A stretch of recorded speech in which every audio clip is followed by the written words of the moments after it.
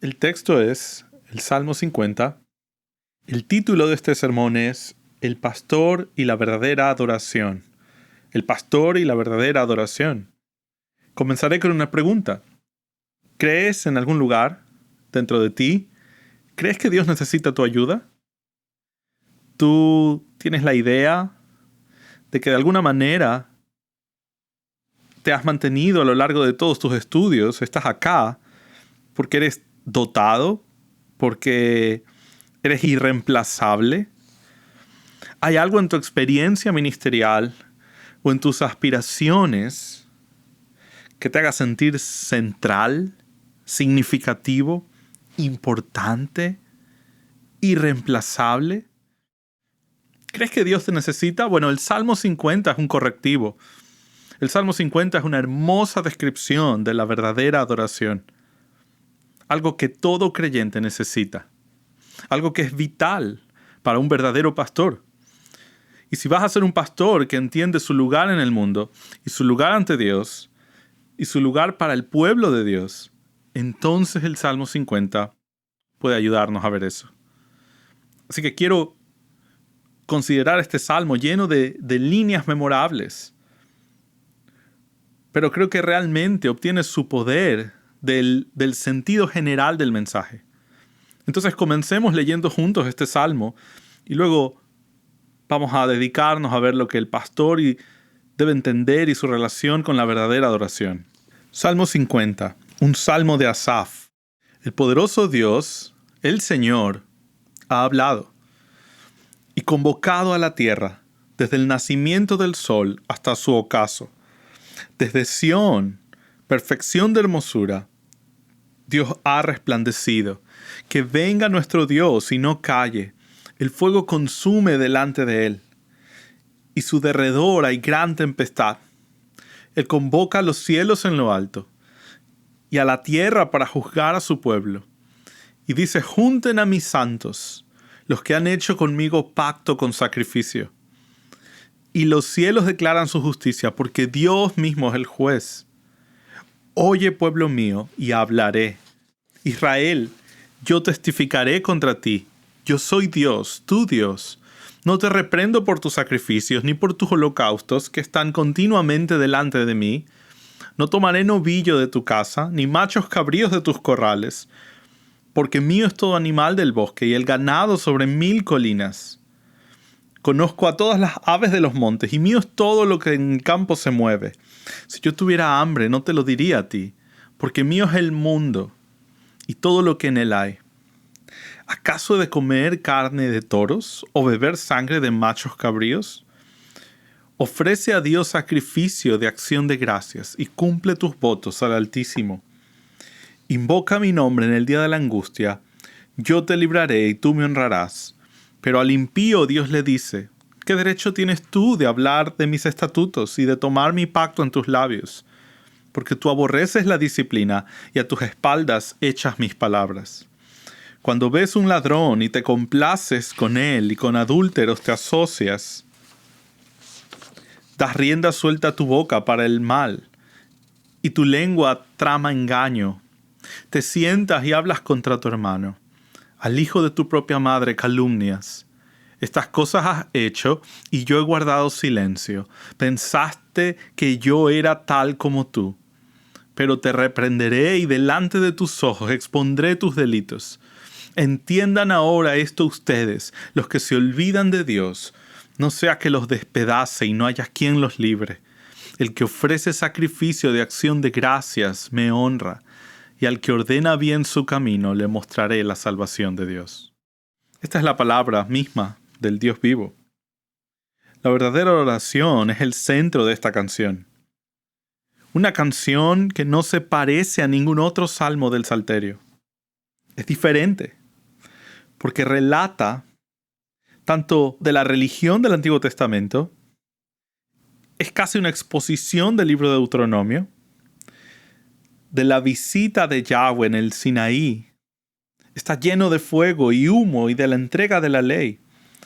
Incluso enumera 3 de los 10 mandamientos y se refiere específicamente al Decálogo.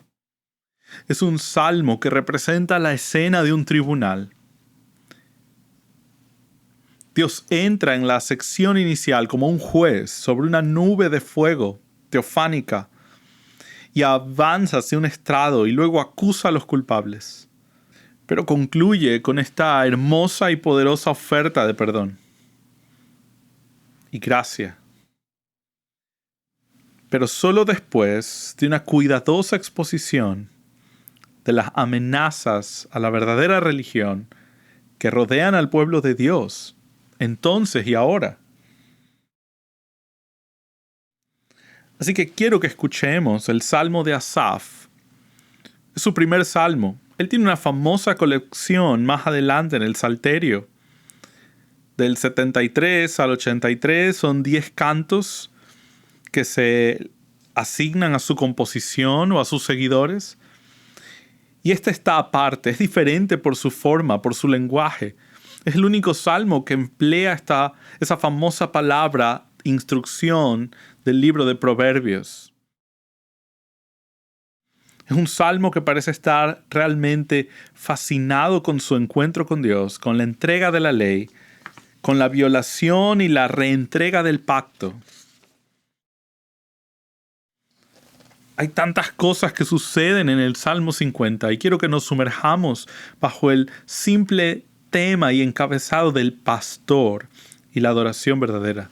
Porque si el pastor no es genuino y auténtico en su ministerio, entonces no hay esperanza de que pueda guiar al pueblo. Si nuestra adoración no es adoración verdadera, entonces nuestro liderazgo en la adoración será falso y defectuoso y puede llevar a problemas espirituales significativos en un pueblo que es dirigido por hombres que no adoran a Dios verdadera y genuinamente. Esta es una acusación sobre la falsa adoración. No es la falsa adoración de los cananeos.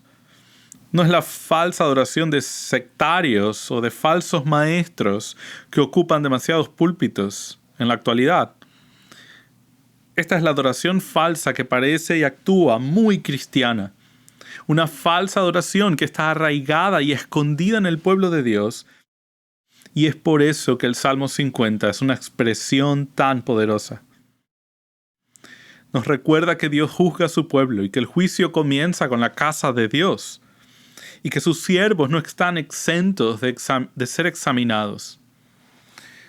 Así que escuchamos en el Salmo 50 de Asaf, un líder de adoración, uno de los que no solo recopiló, sino que fue autor de esta palabra, inspirada por el Espíritu.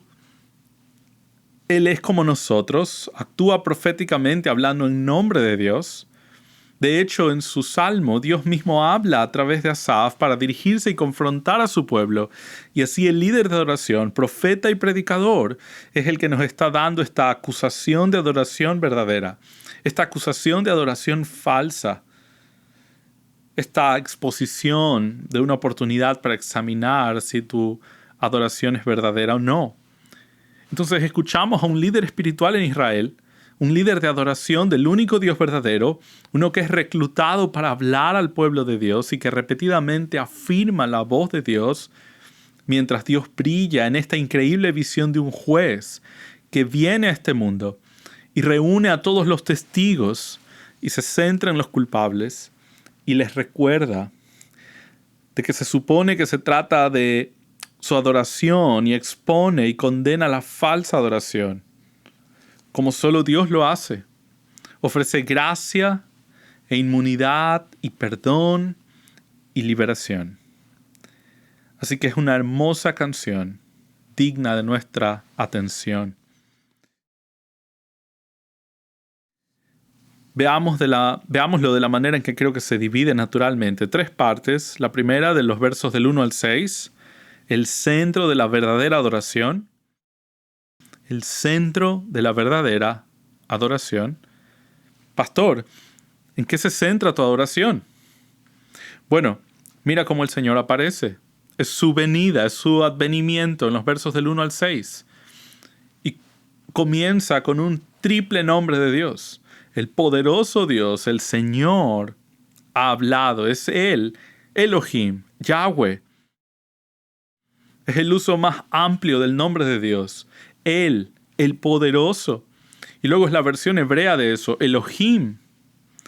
La amplitud del plural, luego es Yahweh, el nombre del pacto de Dios. Digo, este salmo es poderoso porque comienza con Dios. La adoración se centra en Dios. No hay duda de qué se trata esta alabanza, porque Dios habla desde el principio. ¿Y a quién le habla? Ha hablado, dice en el verso 1, y convocado o llamado a toda la tierra. Así que todos están presentes para esta lista. Todos están alineados aquí. Y la extensión de este salmo, el objeto de este salmo, comienza en el verso 1, desde el nacimiento del sol hasta su ocaso. Él ha convocado a toda la tierra, a toda la población de la tierra. Así que tal vez esto te recordará una canción, una alabanza como esta, te recordaría un lugar como Zacarías 3, o una de las profecías sobre el fin del mundo, cuando Dios reúne a las naciones para juzgarlas. Tal vez en tu mente esto es lo que está sucediendo aquí. Y ciertamente eso fue lo que escucharon los primeros oyentes cuando escucharon: el poderoso Dios, Yahweh, ha hablado y convocado a la tierra desde el nacimiento del sol hasta su ocaso. Pero aquí no solo hay trascendencia porque Dios toca la tierra. Versículo 2 dice: desde Sión, perfección de hermosura. Sión es ese lugar donde el cielo toca la tierra, ¿verdad? Es el santo monte, es el templo, el lugar donde Dios se encuentra con el hombre. Y es de Sión que Dios viene en juicio, así que es un recordatorio de que este es Yahweh, el Dios del pacto, en la perfección de su belleza. Y dice que Dios mismo resplandece. Este es un lenguaje común en los Salmo 81, Salmo 24:2.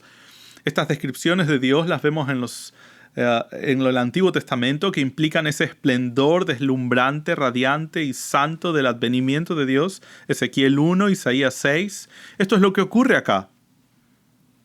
Desde Sión, perfección de hermosura, Dios ha resplandecido. Su presencia irresistible es el centro y el objeto de la adoración de su pueblo. Es su palabra la que va a ser pronunciada. De hecho, Él es el que ha hablado, verso 1, y sucederá desde el lugar que Dios lo ha establecido.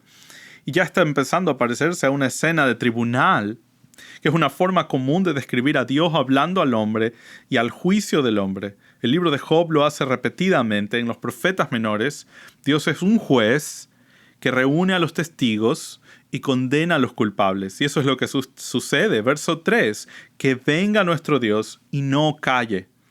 El fuego consume delante de él, y a su derredor hay gran tempestad. Así que la visión teofánica continúa. El juez ha entrado en la sala del tribunal, ha convocado a toda la tierra. Verso 1. Convocado o llamado a toda la tierra, Dios ha invitado a su pueblo en Sión para hablar a la totalidad de las naciones. Su creación entera ahora va a servir como testigo. Y antes de llamarlos, la visión de Dios está rodeada de fuego consumidor. Esa es una forma común de describir la aparición de Dios y una tormenta furiosa. Así que ahora en el verso 3 tenemos el lenguaje del Sinaí, el lenguaje de Dios apareciendo de forma visible delante de su creación, y no solo se reúne toda la tierra. Verso 4, Él convoca testigos, Él llama a los cielos de arriba. Así que las estrellas, los planetas, el sol, todo lo de arriba, el reino angélico, todo lo de arriba y luego todo lo de abajo, es decir, la tierra, se junta para juzgar a su pueblo. Todo ello para juzgar un caso. Excepto que eso fue inesperado, ¿no? Él llama a los cielos y a la tierra. Él convocó a la totalidad de las naciones. ¿A juzgar a quién? Verso 4, para juzgar a su pueblo.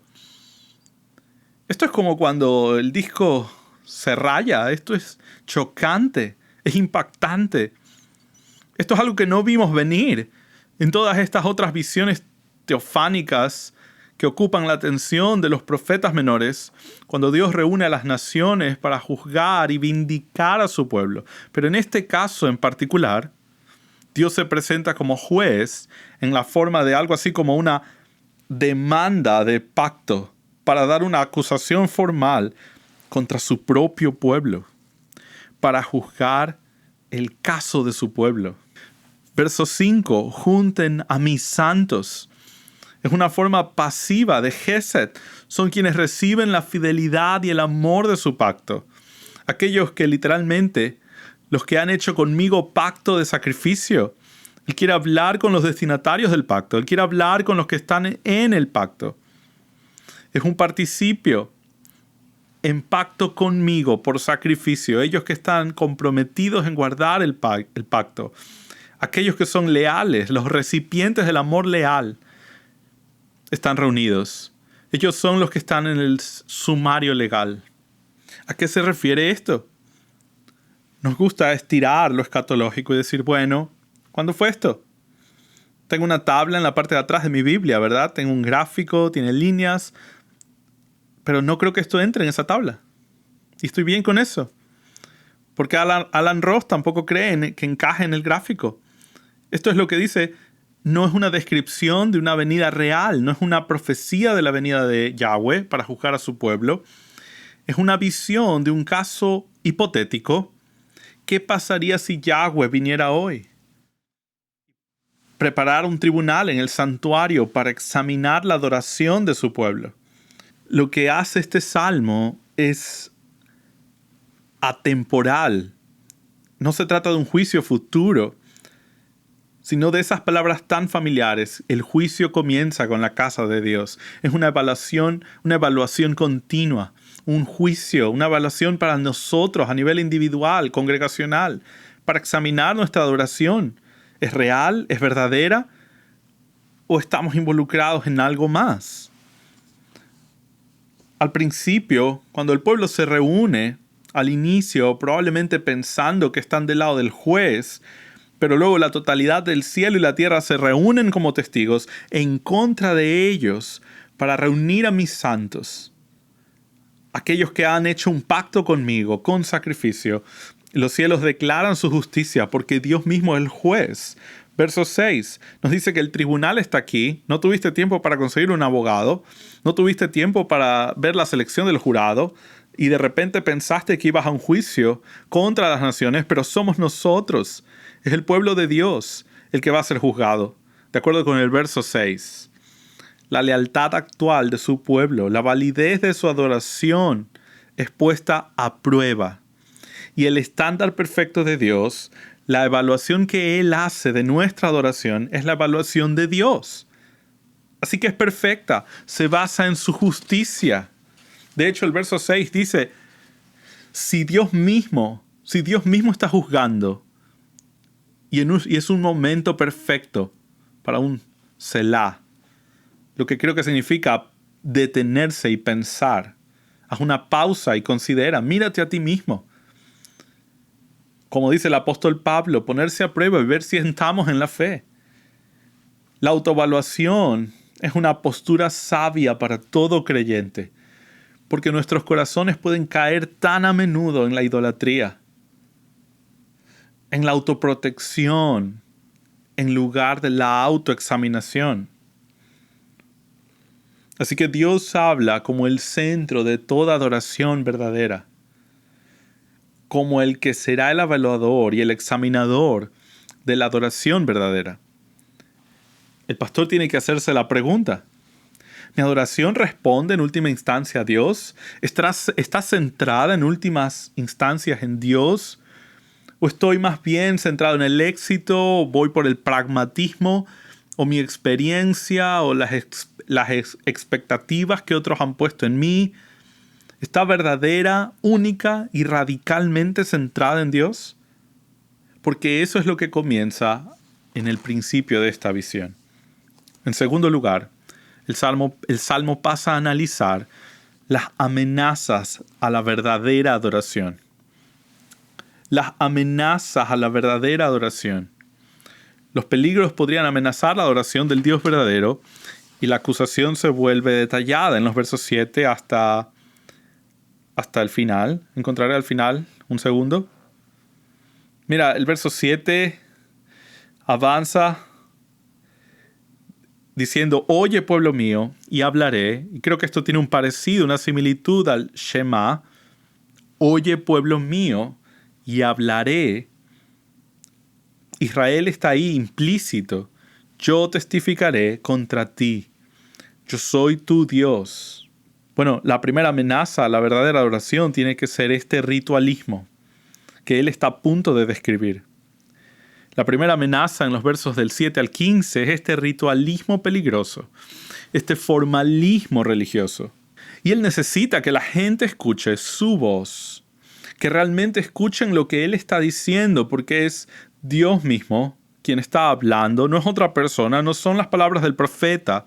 Este es Dios, tu Dios. Y mira cómo describe su frustración con la adoración del pueblo. Verso 8. No te reprenderé, o no te reprendo, no te reprenderé acerca de tus sacrificios, o por tus sacrificios, porque tus holocaustos están continuamente delante de mí. Así que hasta los ritualistas religiosos escuchan este verso y no saben qué hacer con él, porque no parece haber ningún problema con los sacrificios. Porque lo acaba de decir, no te reprendo por tus sacrificios. ¿Ok? Sí y no. Porque él está a punto de profundizar acerca de los toros, los animales y las ofrendas. Les va a decir, yo no les pediría nada. Así que lo que pasa aquí con no te reprenderé por tus sacrificios ni por tus holocaustos, que están delante de mí. Bueno, creo que lo que Dios ridiculiza de sus sacrificios no es el hecho de que no sacrifiquen por lo que hacen, es que sus sacrificios se ofrecen mal. La actitud detrás de sus sacrificios es lo que Dios va a criticar. Así que al considerar cómo se aplica esto al pueblo de Dios, del nuevo pacto, se lo puede relacionar directamente en un salmo como este. Aunque hay una gran diferencia, como muy pocos de nosotros hemos cortado el cuello de una cabra, pero algunos de ustedes lo hicieron. Todos entendemos que hay formalismos y rituales, aspectos externos de nuestra adoración, que necesita nuestra adoración. Todos hacemos cosas para servir a Dios y Dios ve en abundancia de actividad por parte de los israelitas. Van al templo, cortan gargantas, derraman sangre, rocían la sangre, hacen los rituales y las fiestas y los sacrificios, repiten las palabras de Dios. Aquí en un momento verás las palabras de los 10 mandamientos. Pero hay algo más, algo que es más profundo, que está debajo, algo que está pasando en un formalismo ritual que no tiene que ver con la cantidad de los sacrificios, sino con la calidad de los sacrificios. No se trata de la ofrenda de los sacrificios, sino del corazón que ofrece esos sacrificios. No te reprendo por tus sacrificios, ni tus holocaustos que están continuamente delante de mí. En otras palabras, hay muchos sacrificios, ese no es el problema. La forma externa está intacta, así que comienza a ridicularizar su ritualismo, recordándoles este importante correctivo que se está arraigado en la realidad de que Él es Dios. Verso 7, yo soy Dios. Verso 9, no tomaré novillo de tu casa, ni machos cabríos de tus corrales. Hay algo que está enfermando a Dios en estos regalos extravagantes y caros. Porque si le das a Dios un novillo, un toro, eso es mucho dinero, es un toro. Es como un Mercedes, un BM, no sé, un BMW. Pero el toro, él no lo quiere de tu casa.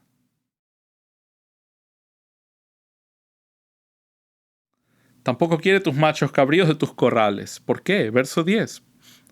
Porque mío es todo animal del bosque, y el ganado sobre 1000 colinas. Me encanta esa frase.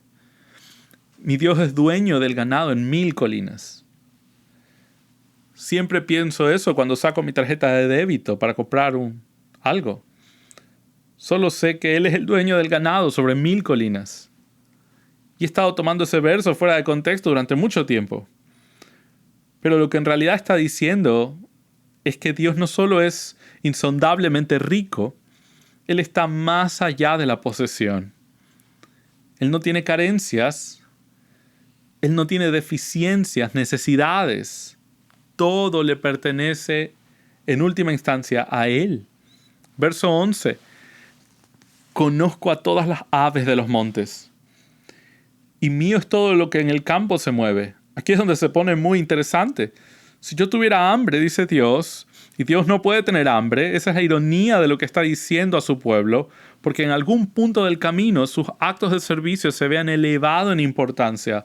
Su sacrificio, su trabajo, su formalismo se había vuelto más significativo que aquel a quien supuestamente se lo estaban dando, porque Él es capaz de decirle, si yo tuviera hambre, no te lo diría a ti, porque mío es el mundo y todo lo que hay en él. Su Dios se había vuelto más pequeño que sus ofrendas. Su adoración se había vuelto menos significativa que sus actos de sacrificios y diezmos.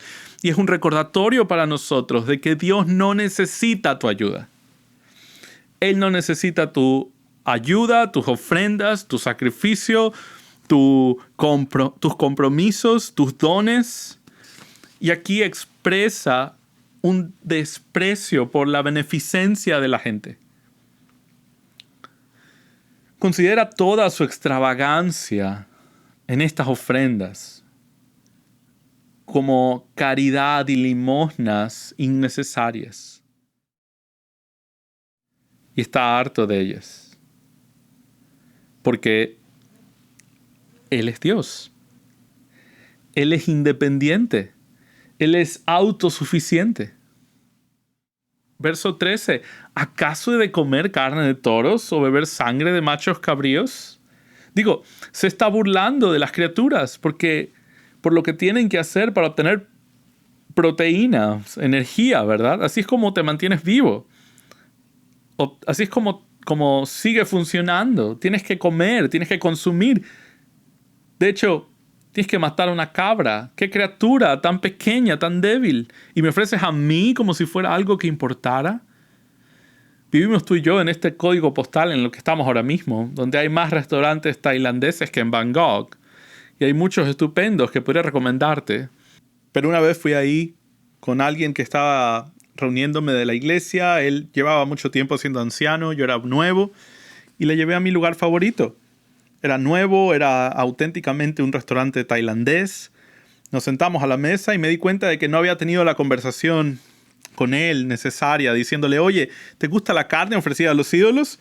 Porque este es un auténtico lugar tailandés. Tiene al gato que mueve la mano, tiene mangos afuera, tiene incienso. Y yo solo paso por ahí, para mí no es un gran problema. Así que le dije, oye, esto es como un poco idólatra aquí, ¿no? ¿Estás de acuerdo con eso? Y él dijo, bueno, sí, estoy bien, he crecido en LA, Los Ángeles, y estoy acostumbrado, la ciudad es pagana.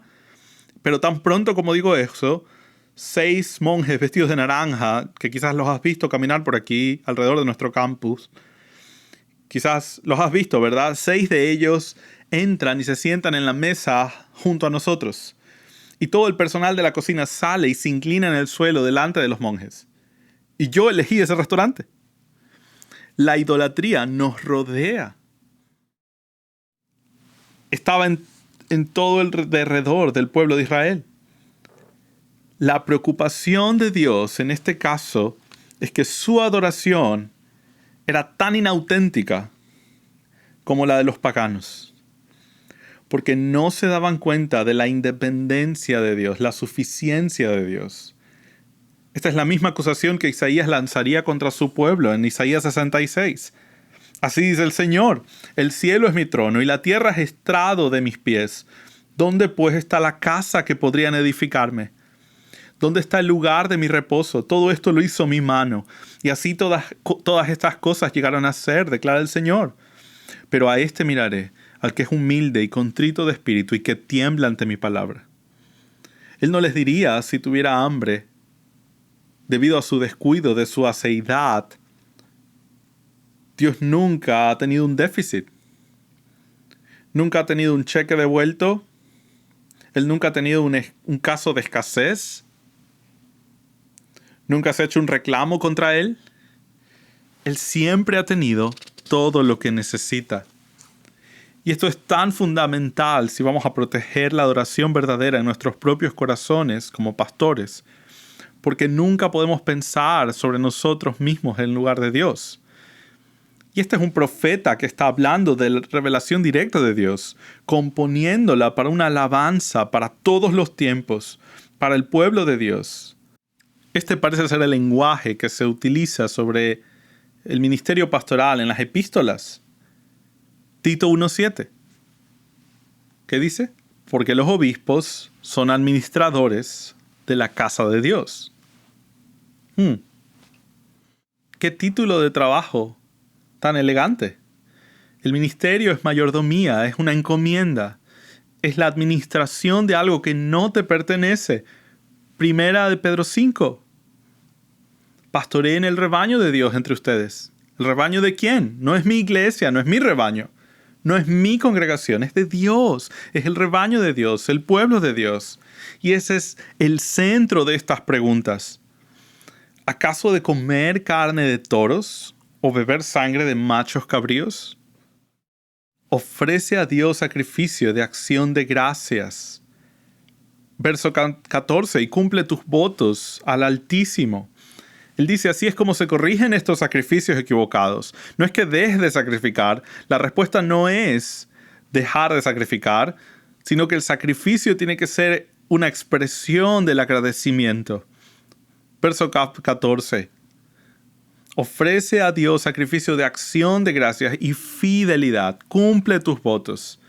La autenticidad de nuestra adoración va a tener en ella gratitud de corazón, un deseo de ser obedientes y fieles por quién es Dios, no por la forma en que vemos o la forma en que somos percibidos. Si queremos escapar del desprecio de Dios sobre nuestra adoración tiene que ser centrada en Dios, rebosando en obediencia, agradecida de corazón. Ese es el peligro del ritualismo o del formalismo. La segunda amenaza en esta sección es una advertencia a la hipocresía. Es el horror de la hipocresía. Así que él ridiculiza el ritualismo, versos del 7 al 15, y luego expone el horror de la hipocresía de los versos 16 al 21.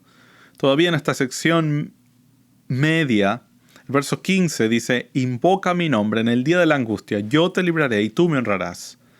Aquí hay una pequeña muestra justo en medio de este caso judicial de la falsa adoración. Dios ofrece misericordia. Verso 16. Aquí es donde entramos en el decálogo. Pero al impío Dios le dice, ¿qué derecho tienes tú de hablar de mis estatutos y de tomar mi pacto en tus labios? ¿Qué es lo que Dios escucha de esto? Mera recitación, pura recitación. Él escucha memorización de las Escrituras. Escucha el parloteo del Shema. La memorización de los 10 mandamientos. Él escucha los pedazos grabados de la Torá, pero no realmente interiorizados. Simplemente es recitada, pero no se posee. ¿Qué derecho tienes tú de hablar de mis estatutos? Dios está diciendo esto a los malvados que se encuentran dentro de Israel. Esta no es una nueva multitud, es la misma multitud que está siendo acusada.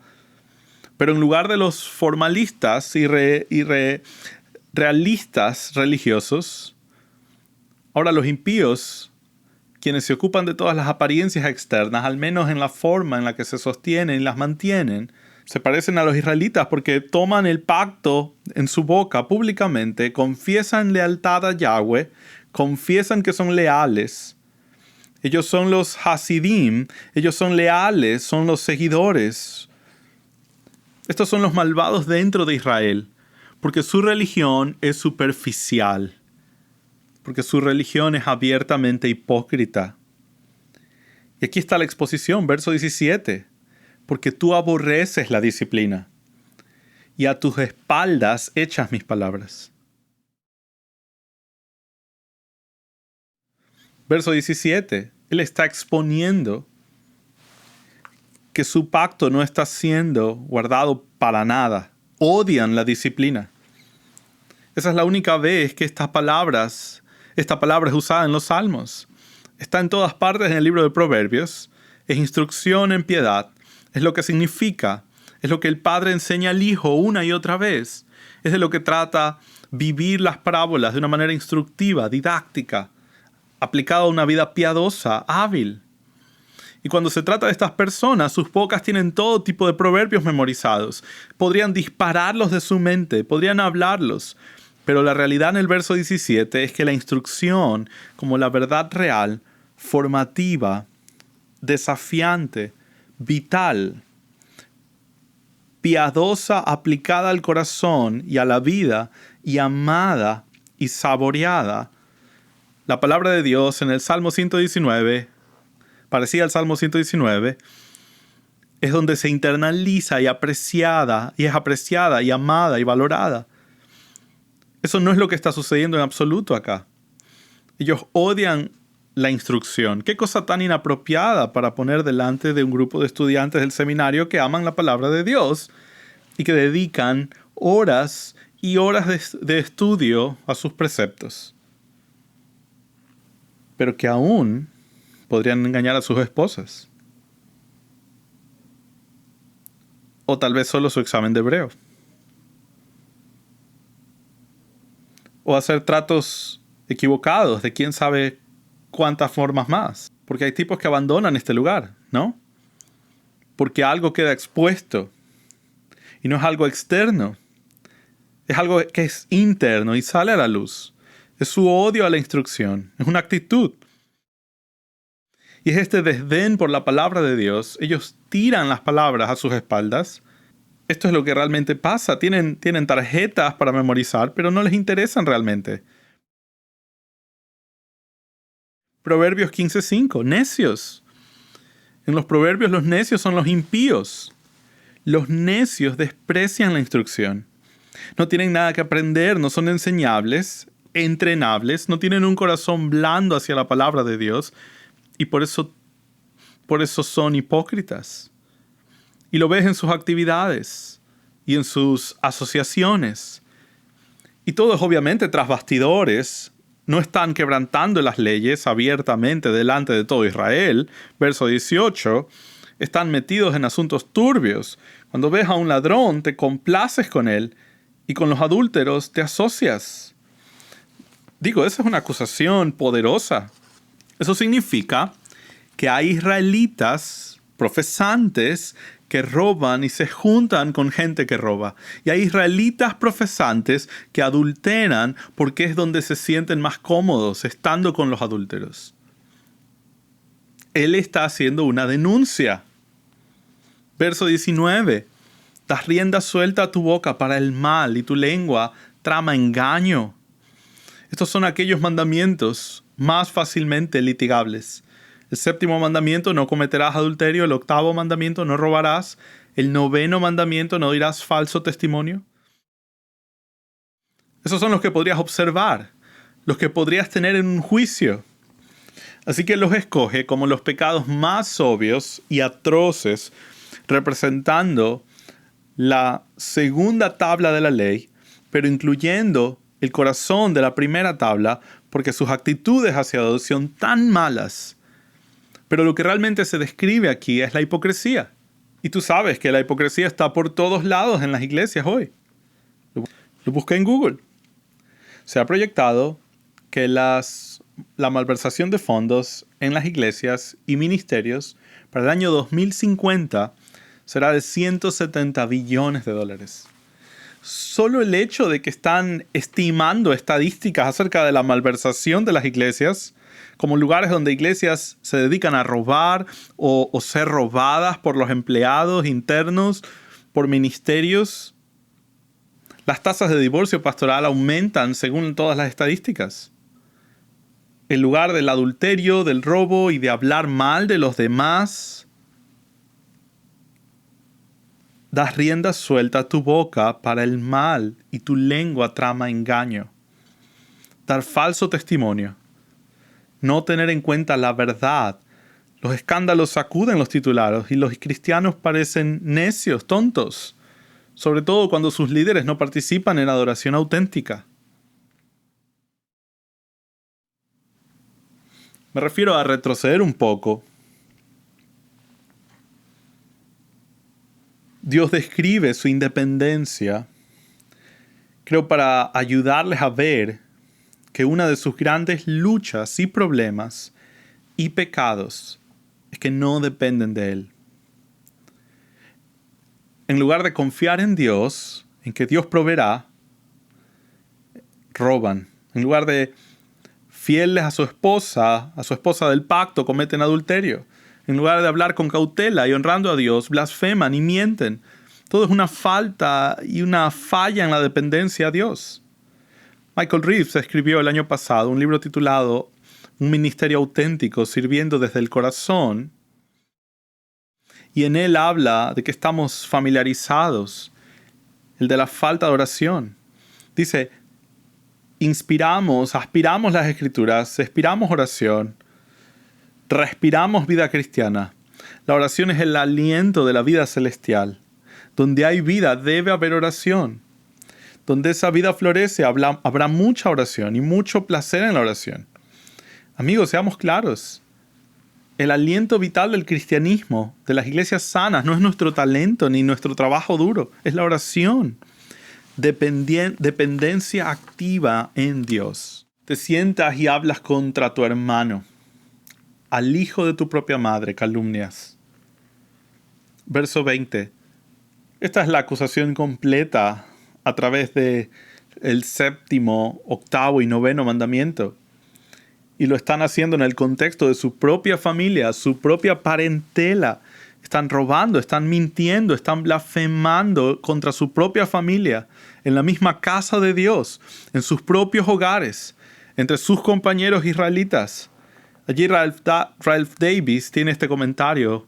Recitan el credo de los apóstoles y viven como la mafia, dice.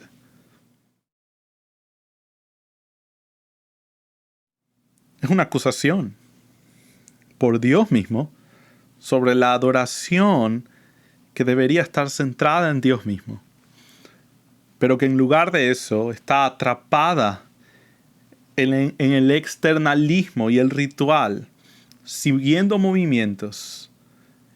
Y es fácil cuando estás ocupado en el ministerio y luego lleva a la hipocresía y a las violaciones de las normas de Dios.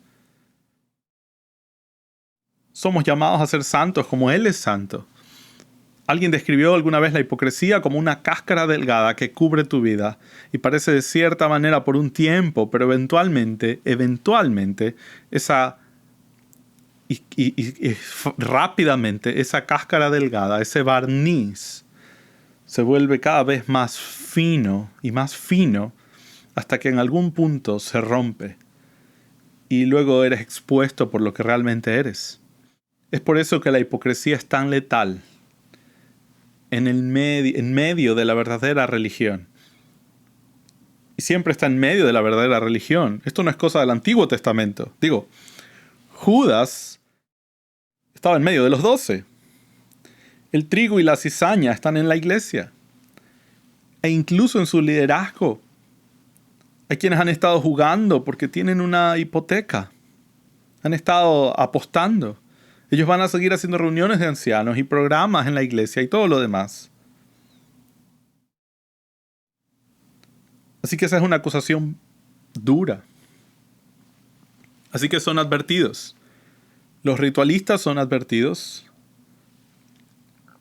Los formalistas, el ritualismo es ridiculizado, la hipocresía es horrenda. Mira cómo termina el verso 21.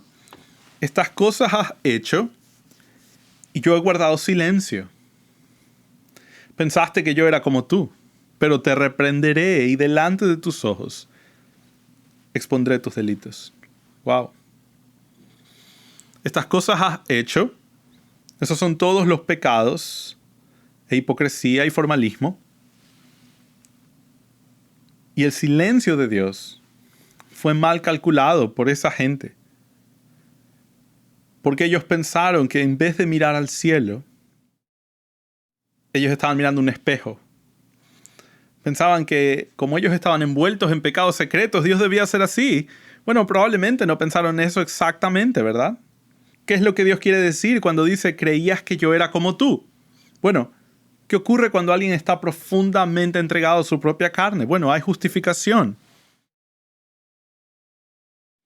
hay gracia, ¿no? No es para tanto. Digo, eventualmente tenemos ideas, ¿no? Así que piensan que Dios es tal como ellos porque Dios no les ha hecho caer un rayo, porque Él tiene rayos disponibles. Incluso en este campo ha caído un rayo. Tony Reinke, el autor de algunos trabajos para Desiring God, estuvo aquí hablando a nuestros estudiantes universitarios una vez e hizo este increíble discurso acerca del libro de Job sobre el relámpago y la historia del relámpago. Como el pueblo de Dios siempre había visto el relámpago como el juicio de Dios.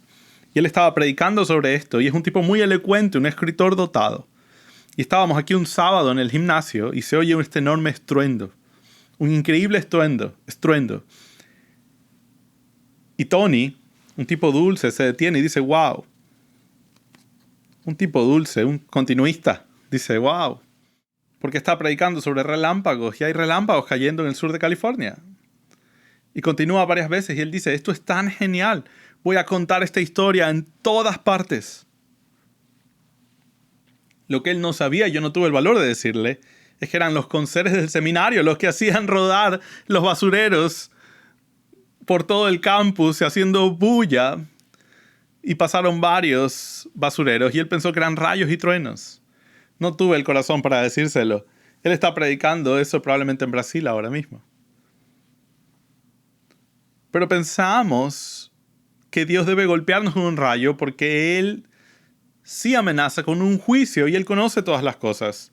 Este es el error de Eclesiastés, mostrado en Eclesiastés 8:11.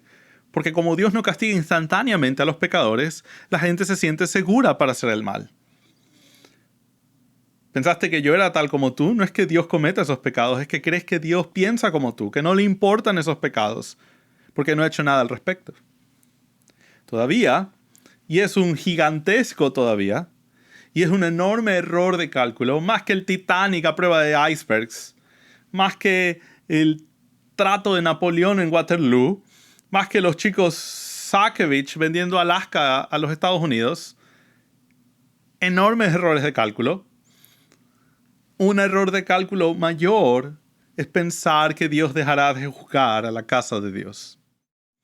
Así que dice en el verso 21, te reprenderé y delante de tus ojos expondré tus delitos. ¿Cómo te atreves a pensar que Dios es indiferente al pecado? Que podría barrer la ofensa debajo de la alfombra, que la santidad es un mito y que la cruz no logró nada. Y cuando hacemos ministerio, aparte de mirar la cruz de Jesús, que es la razón por la que podemos pararnos delante de Dios y ser recipientes de su misericordia, cuando olvidamos la cruz y hacemos externalismos e hipocresía y formalismos, eso ha puesto a la religión cristiana en un escenario completo y fundamentalmente no cristiano. Debe hacerse a la luz de la realidad de la misericordia de Dios que nos es probada y demostrada en la muerte de su Hijo perfecto. Ese es el corazón de la justificación. Y cuando tienes la cruz fuera de vista, no ves la belleza y la verdad del Dios que justifica a los pecadores. No al barrer el pecado bajo la alfombra, sino aferrándose a un juicio justo y perfecto. Así que lo concluye con la oferta de la verdadera adoración, versos 22 y 23. La oferta de la verdadera adoración. Ese es. Entiendan esto ustedes, los que se olvidan de Dios. No sea que los despedace y no haya quien los libre. Esta es la traducción de Davis. Entiendan el punto ustedes, olvidadizos, no sea que los haga pedazos y no haya quien los libre. Es una amenaza espantosa, aterradora. Pero está revestida de misericordia, ¿no? Entiendan ahora ustedes, los que se olvidan de Dios, no sea que los despedace y no haya quien los libre. Lo que significa que hay alguien para librar, ¿verdad? Y por si fuera poco, mira el verso 23, que creo que concluye el asunto. El que ofrece sacrificio de acción de gracias me honra, y el que ordena bien su camino le mostraré la salvación de Dios. Es una oferta gratuita de misericordia que concluye todo este salmo de juicio. Es una palabra reconfortante que nos recuerda que en el ministerio tenemos que ser agradecidos y fieles. Verso 14, que tenemos que tener presente que Dios está en el centro de nuestra oración y que tenemos que contrarrestar esas amenazas de formalismo e hipocresías, porque los remedios externos no curan enfermedades internas. William Plumer.